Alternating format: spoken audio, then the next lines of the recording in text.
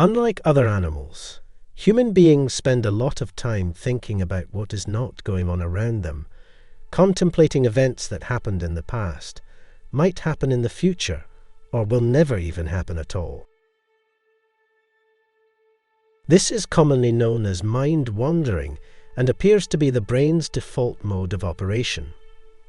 Although this ability is a remarkable evolutionary achievement that allows people to learn, reason, and plan, it may have a high emotional cost.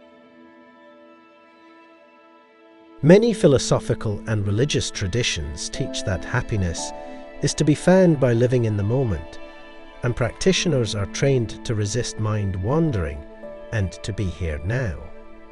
These traditions suggest that a wandering mind is an unhappy mind, but are they right?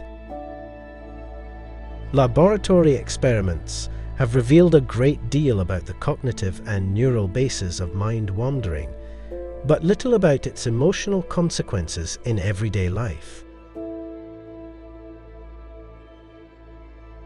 The most reliable method for investigating real-world emotion is something known as experience sampling.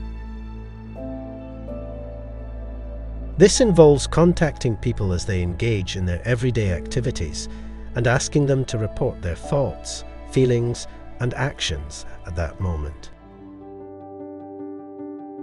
A team of scientists from Harvard University developed a smartphone app which could be used to create an unusually large database of real-time reports of thoughts, feelings, and actions of a broad range of people as they went about their daily activities. The app contacted participants through their phones at random moments during their waking hours, presented them with questions, and recorded their answers to a database. The database currently contains nearly 250,000 samples from about 5,000 people from 83 different countries who range in age from 18 to 88 and who collectively represent every one of 86 major occupational categories.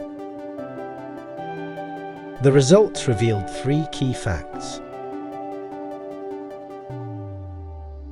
First, people's minds wandered frequently, regardless of what they were doing. Mind wandering occurred in just under half of the samples, and in at least 1/3 of the samples taken during every activity except making love. Surprisingly, the nature of people's activities had only a modest impact on whether their minds wandered and had almost no impact on the pleasantness of the topics to which their minds wandered. Second, people were less happy when their minds were wandering than when they were not, and this was true during all activities, including the least enjoyable. Although people's minds were more likely to wander to pleasant topics than to unpleasant topics, people were no happier when thinking about pleasant topics than about their current activity, and were considerably unhappier when thinking about unpleasant topics than about their current activity.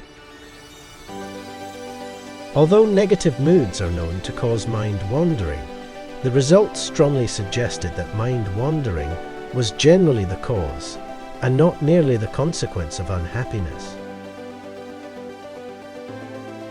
Third, what people were thinking was a better predictor of their happiness than was what they were doing.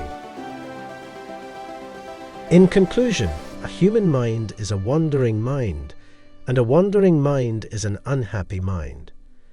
The ability to think about what is not happening is a cognitive achievement that comes at a high emotional cost.